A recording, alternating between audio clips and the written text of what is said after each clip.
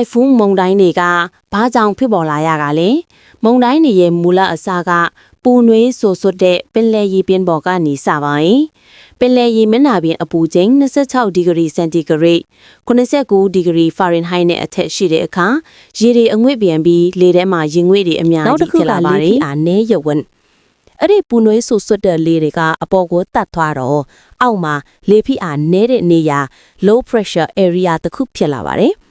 ဒီနေရာကိုပတ်ဝန်းကျင်ကလေတွေအရှိန်နဲ့ဝင်လာပါတယ်။ဥပမာပြောရရင်တင်ကမီးပုံတစ်ခုမှာမီးလုံနေတယ်ပေါ့။အဲ့ဒီအချိန်မှာမီးပုံနာတဝိုက်ကလေတွေအပူရှိန်နဲ့အပေါ်ကိုတက်သွားတယ်။အဲ့ဒီလိုတက်သွားတဲ့အတွက်မီးပုံနာမှာလေဖိအားနည်းရဝန်းဖြစ်ပေါ်လာတယ်။အဲ့ဒီအချိန်မှာပတ်ဝန်းကျင်ဖိအားများတဲ့လေတွေဝင်လာပါတယ်။ဒါဆိုတင်စဉ်းစားကြည့်လို့ရပါပြီ။တင်နာကိုတစ်ခါတလေလေတွေတစ်ဖြက်ဝင်လာတယ်။မီးတောက်ကလည်းလေနေရရင်းသွားတယ်။ဒါကဥပမာပါ။ကဲဆက်ပြောလိုက်ကြရအောင်နော်။လေဖိအားနည်းတဲ့နေရာကိုပတ်ဝန်းကျင်ကလေတွေကအရှိန်နဲ့ဝင်လာပြီးလေထုမငိမ်သက်မှုတွေဖြစ်လာပါတယ်။နောက်တစ်ချက်က Coriolis force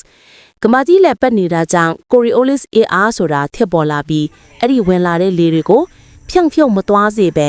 ကွေ့ဝိုက်သွားစေပါတယ်။ဒါကြောင့်မုန်တိုင်းတွေဟာလက်ပတ်ပြီးအားကောင်းလာပါတယ်။မြောက်ဘက်ချမ်းမှာညာဘက်ကိုကွေ့ပြီးတောင်ဘက်ချမ်းမှာဘယ်ဘက်ကိုကွေ့ပါတယ်။ကဲနောက်တစ်ခုကတော့လေစီးကြောင်းများစုစည်းချက်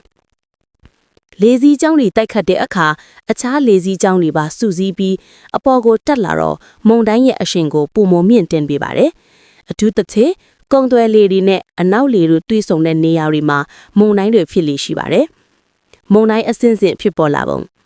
ဒီလိုနဲ့မုန်တိုင်းတွေဟာလေဖိအားနည်းရဝန်း tropical disturbance ကနေမုန်တိုင်းငယ် tropical depression ပြီးတော့မုန်တိုင်း tropical storm အဆင့်ဆင့်ကိုရောက်ရှိလာပါတယ်။လေတိုက်နှုန်း84မိုင်119ကီလိုမီတာကျော်လာရင်တော့ hurricane ဒါမှမဟုတ်တိုင်ဖုန်းလို့ခေါ်ဆိုတဲ့အားကောင်းတဲ့မုန်တိုင်းကြီးတွေဖြစ်လာပါတော့တယ်။ကဲအားလုံးခြုံငုံပြီးကြောကြည့်လိုက်ရရင်မုန်တိုင်းတွေဖြစ်ပေါ်ရတဲ့အဓိကအကြောင်းရင်းတွေကတော့အပူချိန်စိုထိုင်းဆန်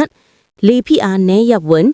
ကိုရီယိုလစ်ကဘာလက်ပတ်မှုအင်အားနဲ့လေစီးကြောင်းတွေစုစည်းခြင်းတို့ကြောင့်ပဲဖြစ်ပါတယ်။ဒီဗီဒီယိုမှာပြောသွားတဲ့ Coriolis အင်အားကိုလက်တွေ့ဘယ်နေရာတွေမှာအသုံးဖြကြလဲဆိုတာနောက်ဗီဒီယိုမှာပြောပြသွားမှာဖြစ်လို့ Infovite ကို follow လုပ်ထားလိုက်နော်။ Bye bye